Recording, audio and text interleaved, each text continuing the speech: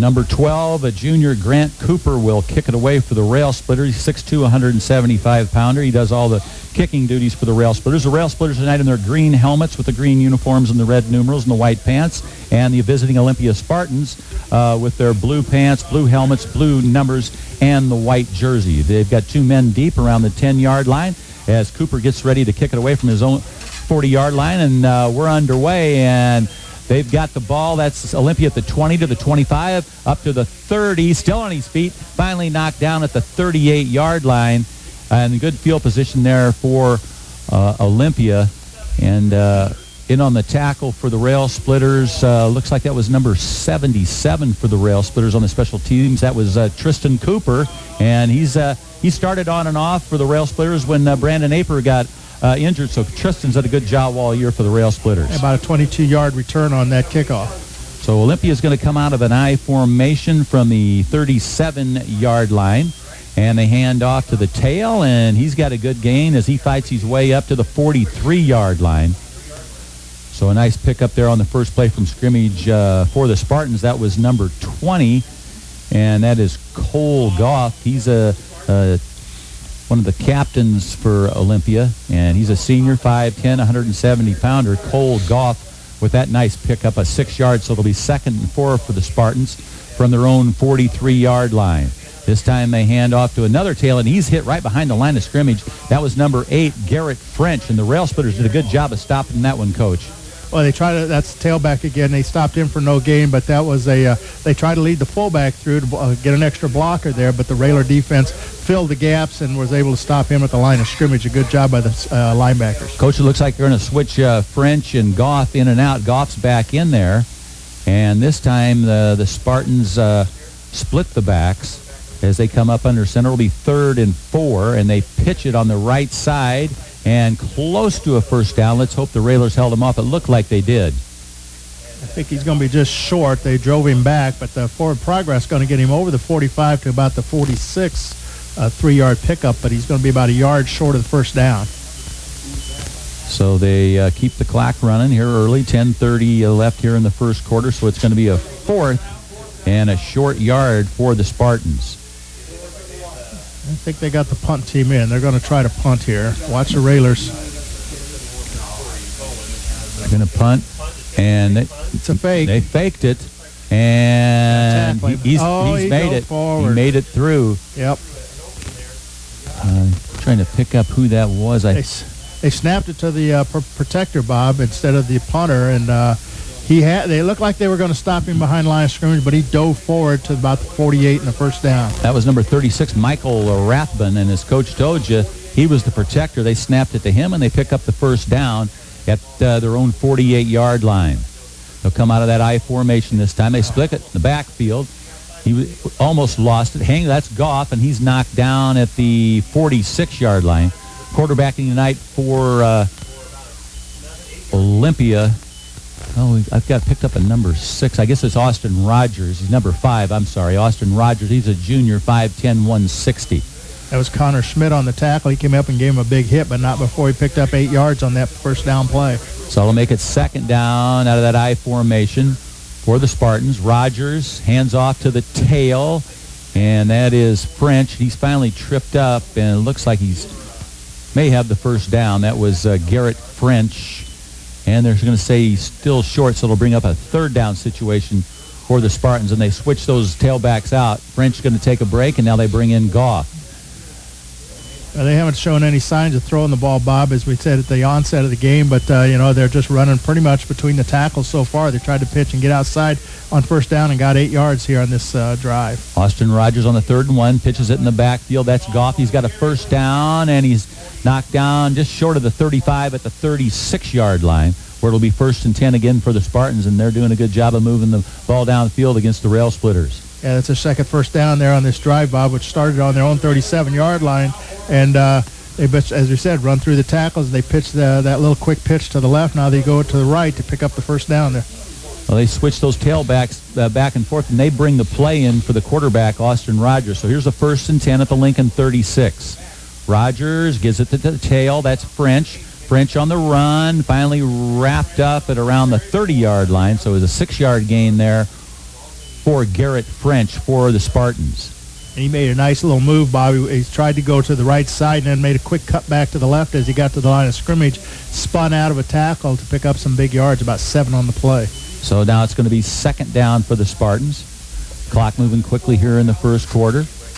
Now they've got a new situation. They got Goff back in there at the tail now. Rogers comes up under center on the 2nd and 4. And now he's going to roll out left. He's a left-hander. He wants to throw it up the middle. He's got his man, and he's complete. That's number 40, and that is Jason Mann. Big kid. Mann's a junior, 6'1", 200-pounder. He was a good target for the first down for the Spartans down to the Lincoln 21-yard line. An impressive drive here by the Spartans here to open this game, Bob. Now Sean Humphrey checks in. He'll split out wide to the right. They'll go with a man in the slot on the right side. Goff's the tail.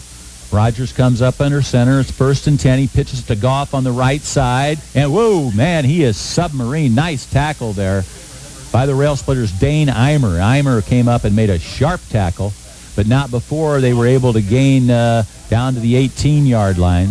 So now it'll be a second down situation, 2nd and 7 for the Spartans. And we're going to see more of that from the Spartans. That was a quick pitch to the right side there, Bob, and the Railer defense looked a little vacant there on their left, Spartans right, and he got to the line of scrimmage with nobody in sight. Now they've got French back in there at the tail on the 2nd and 7. They give it to French off the left side, and there's a nice tackle there.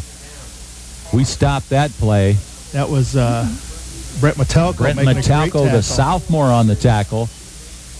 Did a good job coming from his linebacking position.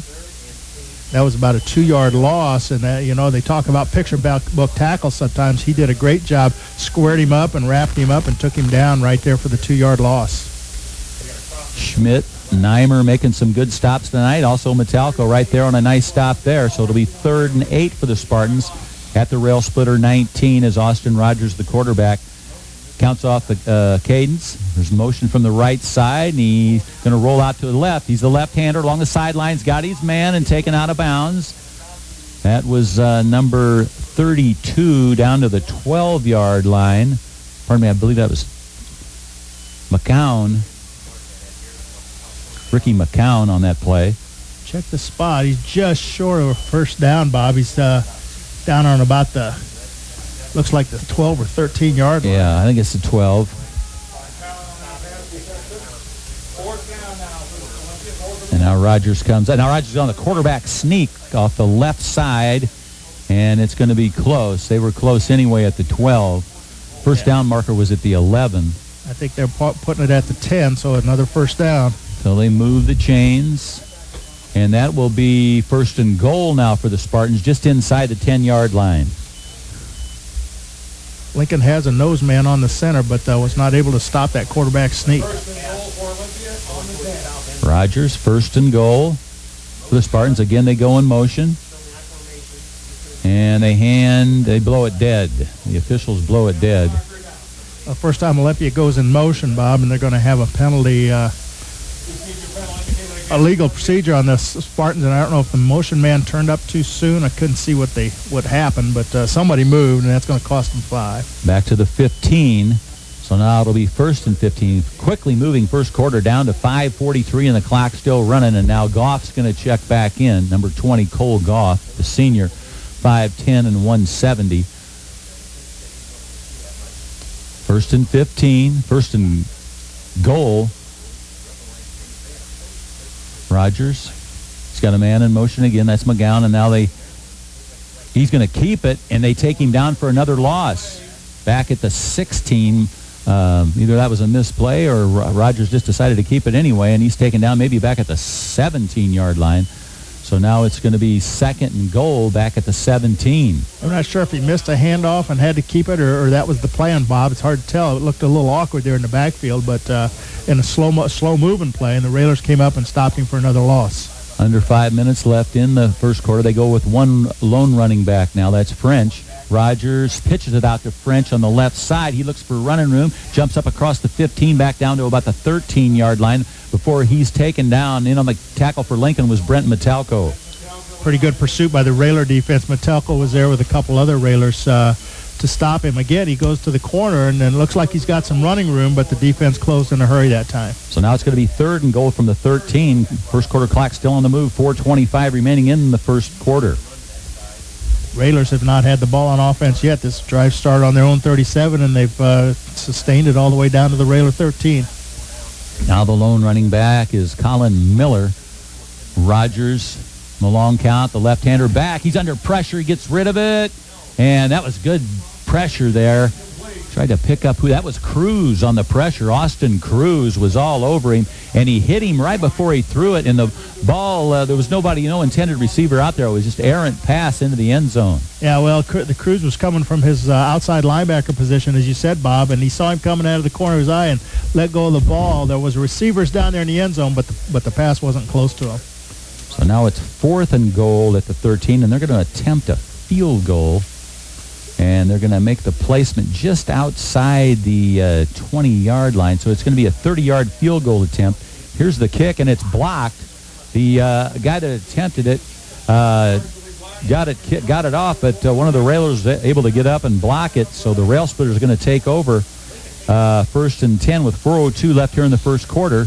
Railsplitters going to take over on their own 13-yard line, where it'll be 1st and 10 as Cruz trots onto the field. He's got the first play from scrimmage to take into the huddle from Coach Andy McDonald. And that kick went into the end zone, so the Railers are going to get it actually on their own 20 to start this drive. Their first chance to touch the ball with only 4:02 left in the first quarter. A nice drive, although it did not result in any points for the Spartans. Man in motion is Schmidt. He gets the pitch around the left side, straight arm, but he stood up and taken down for a loss back at about the 15-yard line. Schmidt just couldn't find any running room around the left side out there from the near side hash mark. And somebody had him by an ankle, Bob, and he tried to pull loose, but he just couldn't do it. The Spartan defense held on until he got a little help and dropped him for no gain. Well, they're going to say he made it back to the line of scrimmage, just short of the line of scrimmage. So it'll be 2nd and 11 for the Railsplitters. Split here to the near side is Dane Eimer. The left side is Wes White. Man in motion is Highbredder, and they hand it off to him, and he's dropped for a loss. Linebackers got through, plugged the hole there, and they stopped Highbredder for about a yard loss back at the 19-yard line. So now it brings up a 3rd and 11 for the Railsplitters. Clock still on the move. 3:06 left in the first quarter. No score. Spartans and Railsplitters. And the first two plays for the Railers have lost a yard. They tried to run the ball, a couple of their patent plays, and the Olympia linebackers and defensive line have made the stops. Cruz looks along the line of scrimmage. Now he's got the snap, wants to throw, looks, got time up the middle, and it's incomplete. Intended receiver was Connor Schmidt. He had good coverage on him. He was double-teamed right in the middle of the field. So now the Railsplitters are going to have to punt it away with 2:45 left in the first quarter on the 4th and 11 situation from their own 19-yard line. And certainly not what Coach McDonald and the Railers wanted to do on their first possession of 3 and out, especially since Olympia took that first drive for nearly 8 minutes. It's they're punting. The wind's kind of a crosswind tonight, Bob, right now. So not sure it's going to help or hurt the punt game. It'll be Grant Cooper punting away. Ethan Kunkel on the long snap. Cooper gets it away. Nice spiral. Comes down to the 46. There was a Railer there. Couldn't stop him. Spartan on the run, and now they finally take him down at about the Lincoln 36-yard line. There was a Railer there early, but he couldn't get to him. And that was, I believe, Lane Gaston for the Spartans. A great field position for the Spartans to start this second drive, Bob, in the first quarter for them. They're going to be on the Railers. Looks like they're going to spot it on the 37-yard line here for them to start this second drive. So it'll be 1st and 10 for the Spartans. They make some lineup changes up on the offensive line.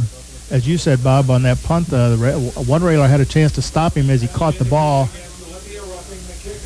Oh, no, we didn't see that. There's going to be a penalty against the Spartans roughing the punter. It looked like they came close to blocking it, and we didn't see them go down, but that is the call. There's a flag, so the Railers will retain possession and break for Railsplitter.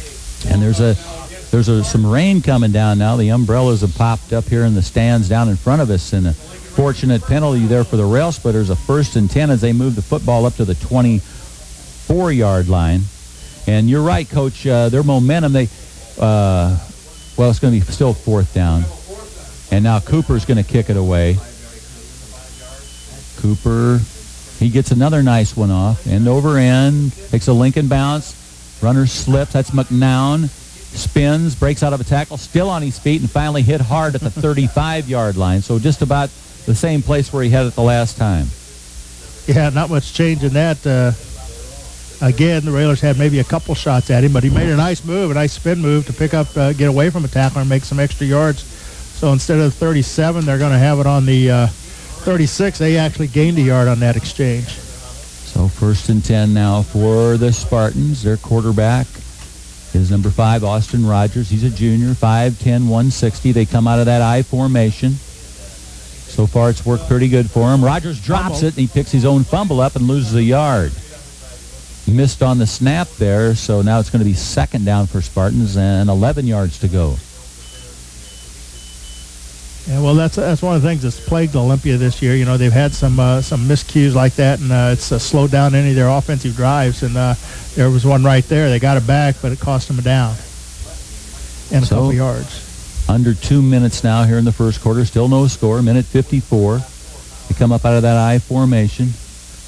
Rogers pitches it in the backfield. That's Goff, and he's wrapped up. Nice tackle there by Metalco.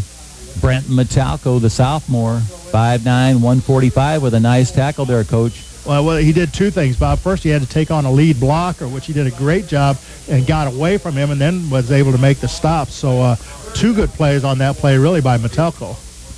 And now Garrett French comes in with the play for Austin Rogers and the Spartans. It'll be 3rd and 12 for the Spartans out of the I formation. Rogers gives it off to French, and he is hit hard at the 40-yard line. A 2-yard loss there as he's knocked down, hit hard.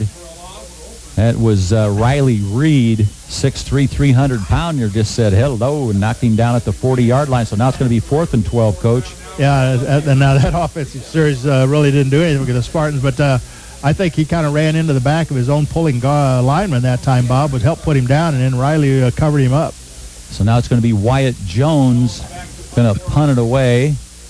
Jones with some wind behind his back, end over end, comes down to Lincoln at about the 9. Not much running room there, and taken down back at about the 7-yard line. That was Cody Highbreder, and there was just nowhere to run. Well, it was a nice punt, a nice high spiral. It took a while to get to him, and so they covered it pretty well. And as you said, Bob, Cody had no place to run with that one.